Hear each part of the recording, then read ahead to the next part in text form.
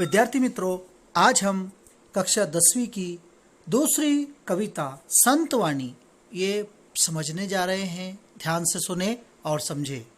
ये कविता जो है शेख मोहम्मद सांगती सेव इन्होंने लिखी है। शेख मोहम्मद जो है वो हिंदी, उर्दू, फारसी इन तमाम भाषाओं के अंदर बहुत ज़्यादा पारंगत थे। उन्होंने मराठी के अंदर भी बहुत ज़्यादा महारत हासिल की है। तो आइए हम इस कविता का सारांश समझते हैं। केकतीला काट्यांचे वेढे, भीतरी निपजती केवड़े। इन दो पंक्तियों में शेख मोहम्मद हमसे कह रहे हैं कि केकतीला काट्यांचे वेढे। केकती जो है एक बेल है जो कि केवड़े की बेल होती है। केकतीला काट्यांचे वेढे, कांटों की वेड़ा, वेड़ा कहते हैं घेरे को। केकती की बेल जो है वो चारों तरफ से कांटों से घिरी होती है। भीतरी निपजती केवड़े, लेकिन इन कांटों से घिरी हुई केकती को उसके भीतर अंदर में, दरमियान में, उसके अंदर में निपजती केवड़े यानी केवड़े का फूल जो है तो पनपता है, पलता है। यहाँ पर इन दो पंक्तियों का सरल शब्दों में अर्थ यह हुआ कि केकती को चारों तरफ से कांटों का घेरा होता है, लेकिन फिर भी उसके दरमियान में, उस केकती में खूबसूरत खुशबूदार केवड़े का फूल पनपता है। तैसे साधूंचे शब्द गाढ़े, परोपकारा लागी।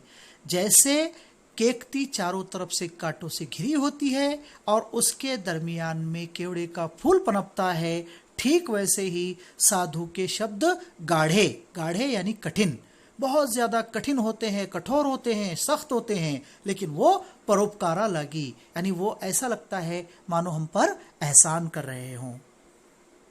यहाँ पर एक मिसाल शेख मोहम्मद सांगती सेव जो है इन्होंने दूसरी मिसाल यहाँ पर दी है। फणस सर्वांगीण काटवले, भीतरी महागोड़ी ने गोंदिले। यहाँ पर दूसरी मिसाल, दूसरा उदाहरण जो दिया है वो फणस का दिया है कि फणस सर्वांगीण काटवले। फणस जो होता है सर्वांगीण, सर्वांगी यानी पूरे अंग पर, पूरे शरीर पर, काटवले यानी कांटेदार। फणस जो होता है वो पूरा कांटेदार होता है, उसके पूरे अंग पर, पूरे शरीर पर चारों तरफ से कांटे ही कांटे होते हैं। भीतरी महागोड़ी ने गोंदिले, भीतरी यानी उसके अंदर में, उसके आत्म में यहाँ पर जो है तो बहुत ज्यादा गोड़ी यानी मिठास भरी भी होती है, ठूसी भी होती है। तैसे साधुंचे हृदय जाले, बोधा संगे परियसे। वैसे ही जैसे चारों तरफ से कांटों से शरीर भरा हुआ जो होता है फणस, वो उसके बीच में, दरमियान में बहुत मिठास भरी होती है, ठीक उसी तरह से साधु लोगों का हृदय जो होता है, हृदय दिल को कहते हैं, साधु लोगों का जो हृदय होता है वो भी बहुत ज्यादा मिठास से भरा हुआ होता है।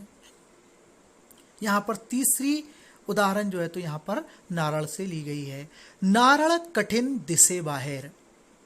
यहाँ पर कवि शेख मोहम्मद कह रहे हैं कि नारळ कठिन दिसे बाहर, कठिन, कठोर, सख्त। नारळ बाहर से सख्त दिखाई देता है। भीतरी खोपरे अरुआर, अरुआर कहते हैं कोमल, मुलायम, कोमल या मुलायम को अरुआर कहते हैं। तो यहाँ पर जो है तो शेख मोहम्मद हमसे कह रहे हैं कि नारळ भले ही बाहर से कठिन दिखाई देता हो, लेकिन उसके भीतर में, उसके अंदर, उसके आत्म में जो है वो बहुत ज़्यादा मुलायम और कोमल खोपरा भरा हुआ होता है। जैसे नारळ बाहर से कठिन और उसके भीतर में अरुआर खोपरा होता है, ठीक उसी तरह से साधु लोगों का अंतर यानी साधु लोगों का मन, साधु लोगों का दिल, साधु लोगों की अंतर आत्मा होती है। बोधा संगे ओसंडले। और ऐसी चीज को मैंने जो है तो ये सब तब जाना है जब मेरे बोध यानी मेरे गुरुजी जो थी उनके संग में रहकर, वो बोधा संगे यानी अपने गुरुजी के साथ रहकर ये सब चीजें मैंने सीखी है। ऐसा शेख मोहम्मद यहाँ पे कह रहे हैं। ऐसा सदगुरुंशी धरा भाव, सदगुरु अच्छे शिक्षक, गुरु शिक्षक को कहते हैं। यहाँ पर शेख मोहम्मद कह रहे हैं कि ऐसा सदगुरुंशी धरा भाव, धरना पकड़ना, कि जो अच्छे गुणी अच्छे शिक्षक है, गुणी शिक्षक है, ऐसे लोगों का भाव यानी ऐसे लोगों का साथ धरो, पकड़ो, ऐसे लोगों के साथ रहो तो कैसा करो उपाय, करावा उपाय। ऐसे लोगों के सोहबत में रहने के लिए क्या उपाय किया जाए, इस खोज में हमेशा आपको रहना चाहिए ताकि अच्छा शिक्षक आपको मिल जाए। और अच्छा शिक्षक अगर मिले तो उसकी सोहबत में रहने का उपाय ढूंढ लेना चाहिए। शेख मोहम्मद हमसे यही कह रहे हैं। शेख मोहम्मद सांगती से हो सभी श्रोत्या प्रति, श्रोता कहते हैं सुनने वालों को, समाप्त करने वालों को, ऑडियंस को, तमाम श्रोताओं को, तमाम सुनने वालों को शेख मोहम्मद एक यहाँ पर उपदेश दे रहे हैं, नसीहत दे रहे हैं कि सदगुरुंशी धरा भाव, यानी जो अच्छे गुरु है उनके साथ जो है तो तुम अपने जीवन बिताने की कोशिश करो। यहाँ पर कुछ शब्दों का अर्थ दिया गया है। केकती केवड़्याचे झाड़, केकती जो है तो केवड़े के झाड़ को कहते हैं। केत की निपजते, निपजना उत्पन्न होना, पैदा होना। गाढ़े कड़क कठिन, भक्ति से भरे हुए। काटोले काटेरी, काटेदार। परियसे यानी ऐका, सुनो।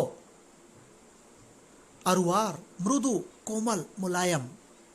ओसंडले ओसंडना, उंडेलना, डाल देना। उपाव उपाय, जिसे हम इलाज भी कहते हैं। तो यहाँ पर इस तरह से जो है तो कहा गया है।